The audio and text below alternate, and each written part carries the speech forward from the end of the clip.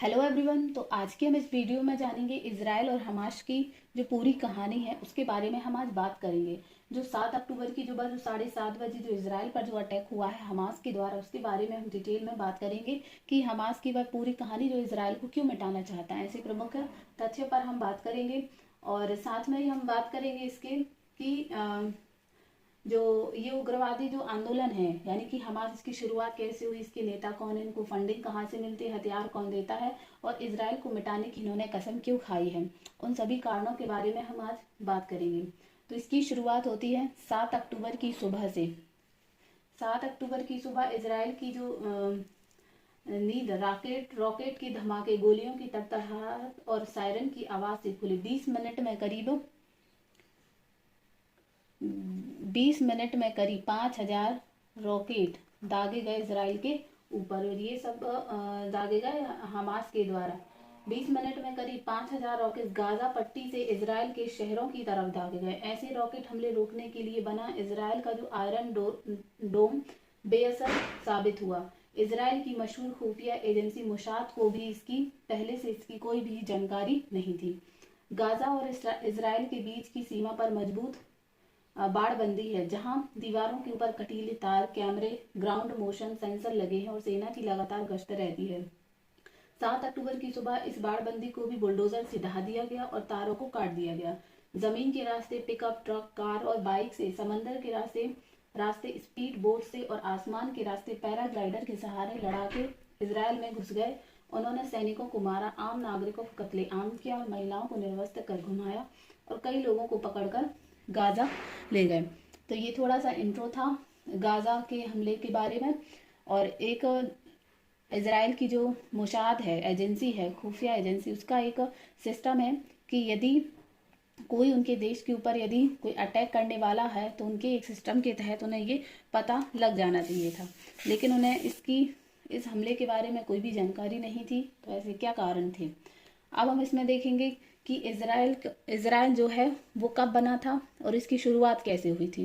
तो शुरुआत हम इसी से करेंगे कि 75 साल पहले बना इजराइल जो बना था वो 75 साल पहले बना था। इसकी फुल डिटेल स्टोरी देखेंगे। तो मौजूदा कहानी की शुरुआत होती है 20वीं सदी से शुरू होती है, जब यूरोप में यहूदियों को निशाना बनाया जा रहा था। फिर उसके बाद भूमध्य सागर, जॉर्डन नदी के बीच एक इलाका फिलिस्तीन था। ये मुसलमान, यहूदी और ईसाई तीनों धर्मों के लिए पवित्र मानी जाती थी। फिर यूरोप के 27 यहूदी यहाँ बड़ी संख्या में आकर बसने लगे और उस वक्त फिलिस्तीन की स्थानीय मुस्लिम आबादी ने विरोध शुरू कर दिया। यानी कि जो फिलिस्तीन था एक वो मुस्लिम आबादी देश था और जो ये जो इजराइल है वो यहूदियों द्वारा बसाया गया एक देश है। तो इससे जो फिलिस्तीन के मुसलमान थे उन्होंने विरोध करना शुरू कर दिया। फिर द्वितीय विश्व युद्ध के दौरान बड़े पैमाने पर यहूदियों का नरसंहार हुआ, जिससे यहूदियों के लिए एक अलग देश की मांग जोर पकड़ने लगी। जो विश्व युद्ध हुआ था लगभग 1939 से शुरू 1944 तक हुआ था। इसमें यहूदियों का नरसंहार हुआ, कत्लेआम हुआ और जिससे यहूदियों के लिए एक अलग देश की मांग जोर पकड़ने लगी। उस वक्त जो था फिलिस्तीन के इलाके पर ब्रिटेन का नियंत्रण था। तय हुआ कि इस इलाके को फिलिस्तीनियों और यहूदियों में बांट दिया जाएगा। फिर 14 मई 1948 को फिलिस्तीन में मौजूद यहूदी नेताओं ने एक नए देश इजराइल की घोषणा कर दी। तो जो इजराइल जो देश था वो 1948 में बनाया गया था, फिलिस्तीन से अलग होकर। जो फिलिस्तीन था वो एक मुस्लिम क्षेत्र था और ये जो इजराइल है वो एक यहूदी निर्धारित क्षेत्र है। फिर उसके बाद इजराइल बनते ही इसकी जंग शुरू हो गई, क्योंकि फिलिस्तीन से अलग होकर बनाया गया था, इसलिए ये फिलिस्तीनियों को रास नहीं आया। इजराइल बनते ही जंग शुरू। इजराइल बनने के अगले ही दिन मिस्र, जॉर्डन, सीरिया और इराक ने इस पर हमला कर दिया। इसे यहूदियों की स्वतंत्रता संग्राम भी कहते, क्योंकि ये जो मिस्र, जॉर्डन, सीरिया, इराक ये भी मुस्लिम बहुल क्षेत्र थे उस समय। इसे यहूदियों का भी स्वतंत्रता संग्राम भी कहते। इजरायली फोर्सेस ने करीब 7.5 लाख फिलिस्तीनियों को बेदखल कर दिया और उन्हें पड़ोसी देशों में पनाह लेनी पड़ी। फिर इस जंग के बाद फिलिस्तीन का ज़्यादातर हिस्सा इजराइल के कब्जे में आ गया। 1949 में एक आर्मी स्ट्राइक रेखा खींची गई, मतलब 1949 में एक रेखा खींची गई दोनों देशों के बीच, जिसमें मतलब जो क्षेत्र विवादित थे उनमें बंटवारा कर दिया गया, जिसमें फिलिस्तीन के दो क्षेत्र बने, वेस्ट बैंक और गाजा पट्टी। अब इस ये जो लाइन खींची गई थी इसमें फिलिस्तीन के दो क्षेत्र निर्धारित किए गए, एक ये वाला क्षेत्र था जिसे वेस्ट बैंक के नाम से जाना जाता था, और एक ये था, ये गाजा पट्टी थी। गाजा पट्टी हमेशा सुर्खियों में रहती है। ये जो पूरा क्षेत्र है ये गाजा पट्टी, और ये यहाँ एक गाजा शहर भी है। तो और फिर यरूशलेम, यरूशलेम जो इजराइल की राजधानी है, और इसे फिलिस्तीन भी अपनी राजधानी बताता है, क्योंकि जो यरूशलेम है वो यहाँ लगभग यहाँ पड़ता है, और ये दोनों क्षेत्रों में आता है। यरूशलेम को दो हिस्सों में बांटा जाता है। वेस्ट हिस्सा इजराइल के कंट्रोल में है, मतलब जो यरूशलेम का जो वेस्ट हिस्सा है ये इस साइड वाला, ये इजराइल के में है, और ईस्ट पर फिलिस्तीन का कंट्रोल है, यानी कि जो इस तरफ का जो भाग है इस पर फिलिस्तीन का कंट्रोल रहा है। यरूशलेम को दोनों पक्ष अपनी राजधानी बताते हैं। नेक्स्ट है फिलिस्तीन आंदोलन की जड़। अब फिलिस्तीन आंदोलन की शुरुआत कहाँ से हुई थी, इनकी जड़ें क्या है, इसको किसने मॉडिफाई किया था, और इसकी शुरुआत कहाँ से हुई थी। तो इसकी शुरुआत होती है सन 1970 के दशक से। फिलिस्तीन के हक की आवाज़ उठने लगी। अब इजराइल को अलग देश बना दिया गया था फिलिस्तीन से अलग होकर, तो अब फिलिस्तीन के हक की आवाज़ उठने लगी 1970 के दशक में, और ये आवाज़ उठाई थी यासिर अराफत। ये जो यासिर अराफत की अगुवाई वाले फतेह जैसे संगठनों ने फिलिस्तीन लिबरेशन ऑर्गेनाइजेशन यानी PLO बनाया। ये है यासिर अराफत। जो यासिर अराफत की अगुवाई में एक फतेह जैसे संगठनों ने, एक फतेह संगठन हुआ करता था, उसने एक PLO बनाया, फिलिस्तीन लिबरेशन ऑर्गेनाइजेशन। फिर उसके बाद PLO ने यानी कि इसी ऑर्गेनाइजेशन ने इजराइल पर कई हमले किए। ये जो ऑर्गेनाइजेशन बनाया गया था ये मुख्यतः इजराइल के विरुद्ध बनाया गया था। फिलिस्तीन अपने हक की लड़ाई जीतना चाहता था, तो इजराइल पर कई हमले किए। उसके बाद इजराइल के दूतावासों, खिलाड़ियों, इजराइल के दूतावासों, खिलाड़ियों और उसके हवाई जहाज़ों को भी निशाना बनाया। करीब 2 दशक तक हमले चलते रहे। उसके बाद 1993 का समय आता है। 1993 में PLO के नेता यानी इसी ऑर्गेनाइजेशन के नेता यासिर अराफत और इजराइल के प्रधानमंत्री यित्ज़हाक राबिन, उस समय इजराइल के जो प्रधानमंत्री थे वो थे इजराइल राबिन। ये हैं इजराइल राबिन और ये हैं PLO के नेता यासिर अराफत ने एक करार पर दस्तखत किए जिसे ओस्लो शांति समझौता कहा जाता है। अब उस समय क्या हो रहा था कि बहुत ही हमले हो रहे थे, बहुत ही अटैक हो रहे थे, तो उससे जो देश था उसमें अशांति का माहौल बन रहा था।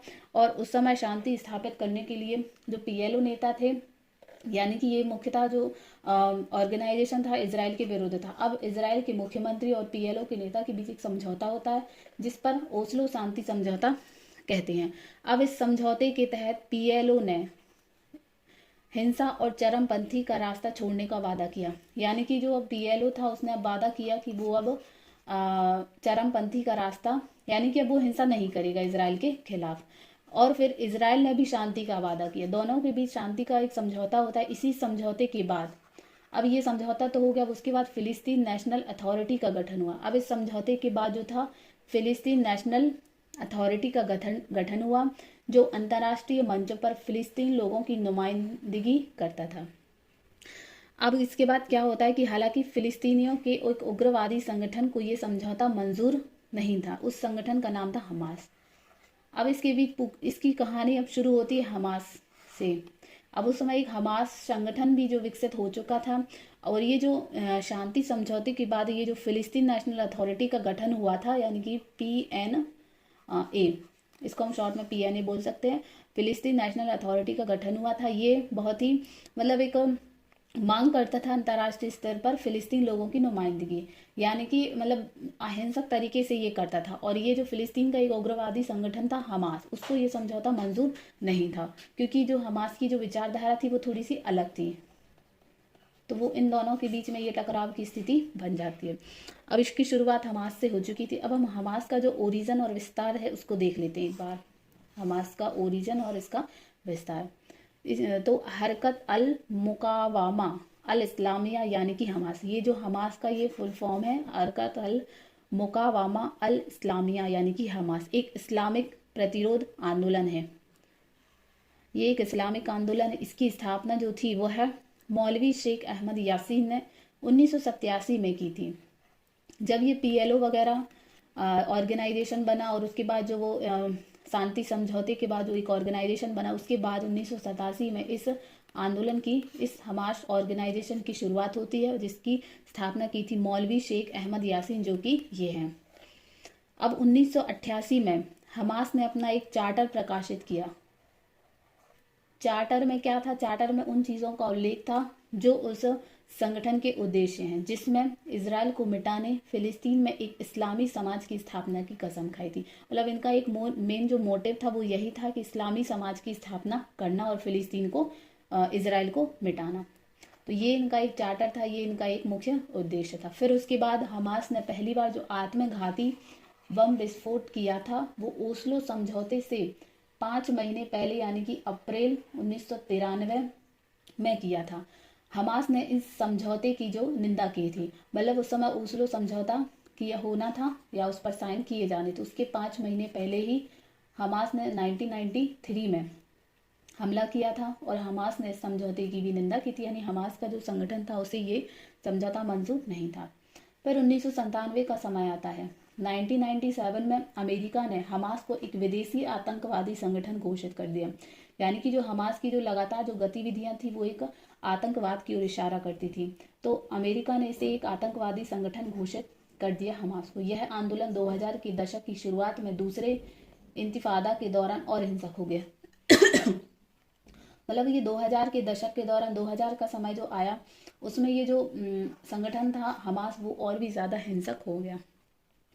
फिर उसके बाद साल 2005 का समय आता है। साल 2005 में इजराइल ने गाजा पट्टी पर अपना कब्जा छोड़ दिया। अब 2005 में ये जो गाजा पट्टी थी, ये रेड जो दिख रही है, ये गाजा पट्टी थी। इस पर अब इजराइल ने अपना कंट्रोल छोड़ दिया, क्योंकि इस तरफ का जो क्षेत्र था वो इजराइल के में था और इस तरफ का फिलिस्तीन के में था। तो अब 2005 में इतनी हिंसक घटनाओं के बाद इजराइल ने अपना कब्जा छोड़ दिया, जिसके बाद गाजा पट्टी हमास के नियंत्रण में आ गई। गाजा पट्टी आ जाती हमास के नियंत्रण में। इसके उलट मतलब जो वेस्ट बैंक था फिलिस्तीन नेशनल अथॉरिटी का शासन था। यानी कि जो उस समय जो फिलिस्तीन नेशनल अथॉरिटी बनाई गई थी PNA, उसका शासन हो गया वेस्ट बैंक पर और जो हमास का शासन हो गया गाजा पट्टी पर। और फिर अब हम जानते हैं इसकी हमास की फंडिंग के बारे में कि हमास को फंड कहाँ से मिलता है, जबकि बहुत से देशों, अमेरिका, यूरोप के कई देशों ने इसे एक आतंकवादी संगठन घोषित किया। उसके बाद भी जो इसको फंडिंग मिलती है वो कहाँ से मिलती है उसके बारे में भी हम बात करेंगे। तो अमेरिका और यूरोप ने हमास को एक आतंकी संगठन घोषित किया, इसलिए आधिकारिक मदद नहीं मिल पाती जिसे वेस्ट बैंक में PLO को मिलती है। अब मतलब जो PLO था वो एक ऑथराइज था, वो एक आधिकारिक संगठन था, तो इसे तो मदद मिल जाती है, लेकिन जब कोई संगठन को आतंकवादी घोषित कर दिया जाता है, आतंकवादी संगठन घोषित कर दिया जाता है, तो उसे आधिकारिक तौर पर मदद नहीं मिल सकती। यदि पीठ पीछे कोई अननेसेसरी तरीके से करना चाहे तो वो कर सकता है। जो देश उनका सपोर्ट करते हैं या उनके काम को सपोर्ट करते हैं वो देश इन्हें ज़रूर मदद करते हैं। तब ऐसे कौन से देश हैं जिसमें हमास को फंडिंग मिलती आई है? तो फिलिस्तीन प्रवासियों और फारस की खाड़ी के प्राइवेट डोनर्स ने इस उग्रवादी आंदोलन को ज़्यादातर फंडिंग की। कुछ इस्लामिक चैरिटी ने हमास संगठित ग्रुप्स को पैसा दिया है। यानी कि जो अब फिलिस्तीन प्रवासी और फारस की खाड़ी के जो देश हैं इन्होंने इसे फंडिंग की, और कुछ इस्लामिक जो कंट्रीज हैं, कुछ चैरिटीज हैं इस्लामिक, उन्होंने भी इसे पैसा दिया है। तो इस वक्त हमास के सबसे बड़े मददगारों में है ईरान। पहले नंबर पर ईरान शामिल है जो सबसे ज़्यादा पैसा देता है। वो पैसा, हथियार, ट्रेनिंग सब दे रहा है। मतलब जो ईरान का जो सपोर्ट है हमास को पूरी तरीके से मिल रहा है, पैसा, हथियार, फंड, ट्रेनिंग, तीनों तरीके से। एक अनुमान के मुताबिक ईरान हमास को सालाना $100 मिलियन यानी कि लगभग 830 करोड़ रुपए की मदद देता है। ईरान जैसा देश हमास जैसे आतंकी संगठन को सपोर्ट कर रहा है, वो भी $100 मिलियन एक वर्ष का और लगभग 830 करोड़ रुपए की मदद ये देता है। उसके बाद 2002 में राष्ट्रपति रेसिप तैयब एर्दोगन के सत्ता में आने के बाद से ही तुर्की है जो हमास का एक कट्टर समर्थक इजराइल का आलोचक रहा है। यानी कि 2002 में राष्ट्रपति बने थे तुर्की के रेसेप तैयब एर्दोगन। इन्होंने भी सत्ता में आने के बाद हमास का समर्थन किया, इजराइल का विरोध किया है। तुर्की केवल राजनीतिक रूप से हमास का समर्थन करने की बात करता है, लेकिन उस पर हमास के उग्रवादों को फंडिंग करने का भी आरोप लगाया जाता है। नेक्स्ट है गाजा पर हमास का शासन।